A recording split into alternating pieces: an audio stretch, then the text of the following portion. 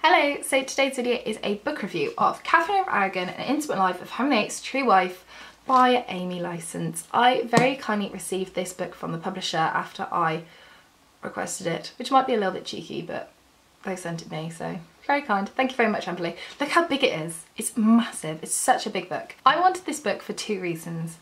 One, it's a book on the Tudors. Any new book on the Tudors that comes out goes on my TBR. The faster I can get my hands on it, the better. And number two, it was by Amy Licence. Now, the publisher, Amberley, sent me Edward IV, Elizabeth Woodville, which I read, review, and my review is on my channel, which I'll link up there. And I really enjoyed that book, and thanks to that book I now explore other aspects of history before the Tudors, which the Tudors was like always my starting point, and I'd gone further and done the suffragettes and the Georgians and all that different type of history, but I just didn't do before the Tudors. But thanks to that book I found it fascinating and started researching a bit more, and I'm really enjoying doing lots of research. So I truly adored that book, and I wanted to read some more of her work. I do own another book of hers actually, but I'll get around to that a bit later on. But when I knew this was coming out, I was so excited to get my hands on it because I think Amy writes just so beautifully, so I had to get my hands on it, and I very much did. And now me and the book are best friends forever. Yay. So this book is a full-length biography of Catherine of Aragon, and when I say a full-length biography, I mean a full-length biography. It actually starts with Catherine of Aragon's mother, Isabella of Castile, because there are certain similarities between Catherine and Isabella. So we actually go back further in time to Isabella's birth and upbringing and all those types of things, and the similarities between Isabella and Catherine throughout Catherine's whole life. It goes from there to Catherine's birth, her childhood, her betrothal to Prince Arthur, her marriage to Prince Arthur, her widowhood, and then her marriage to Henry VIII and all that right up to her death. It's a proper big book. It's like 500 pages. I'm going to be completely honest with you. I adored this book, and this is one of the best books on Tudor history ever. This book is a very rare book. You don't get many biographies like this in such detail. Now, I don't want to sound big-headed, but when I read biographies on a certain wife of Henry VIII, I don't learn much very often, because it's often the same thing just repeated again and again, but I do still like to read it because I like to get that historian's point of view on that specific woman. It's nice to read people's different perspectives and different takes, and when I came to this book I thought it'd be a similar thing. Oh no! Amy Licence gives us such specific detail, it is incredible. It's almost as if she was there. We still have her point of view and her historic take on it as a historian, but we also have the exquisite detail of, for instance, what Catherine was wearing or how much something cost. We have what the weather was like on a certain day. It honestly feels like a work of fiction that we have dived in to the world of Catherine of Aragon, and we are a little like a bird resting on her shoulder, and we follow her around for her entire life. It is incredible.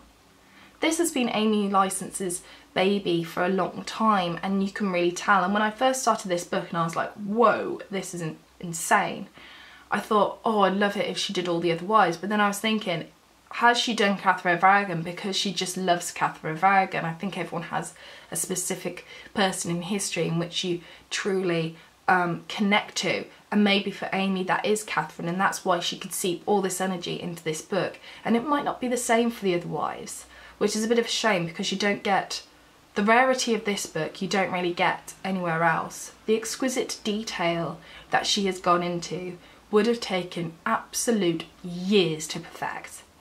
This book has probably got blood, sweat and tears rolled into one.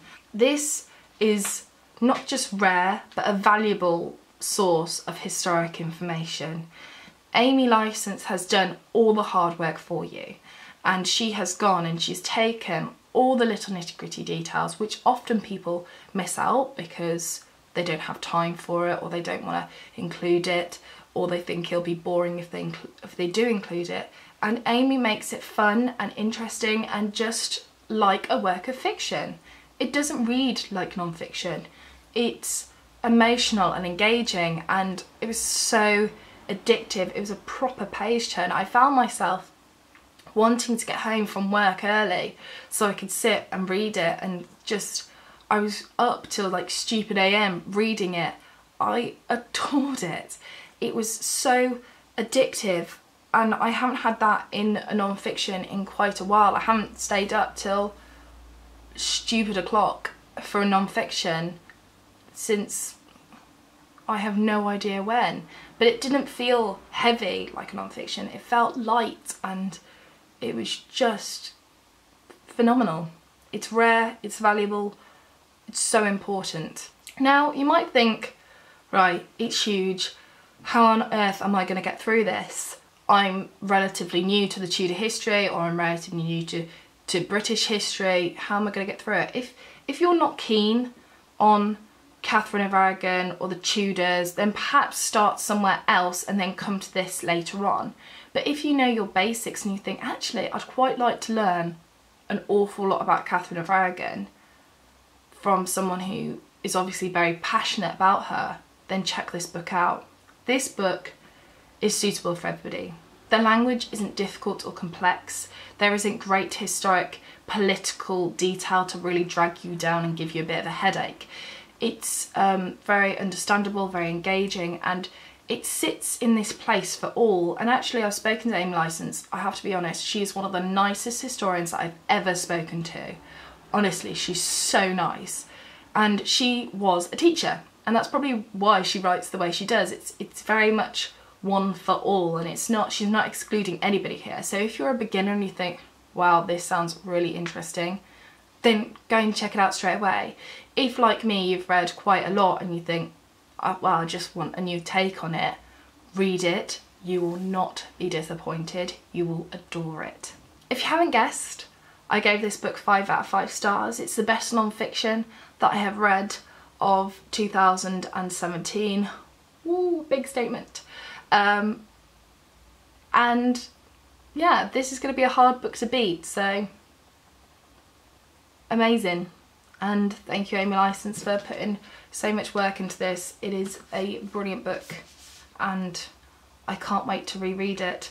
Funnily enough, when I read it, I ended up speed reading through it, and you might be like, why on earth would you speed read through it? But I'd speed read through a paragraph just to kind of get the gist of it, just because I really wanted to know all the specific little nitty-gritty details, and then I'd go back and I'd read it again. So I've actually read this book twice over.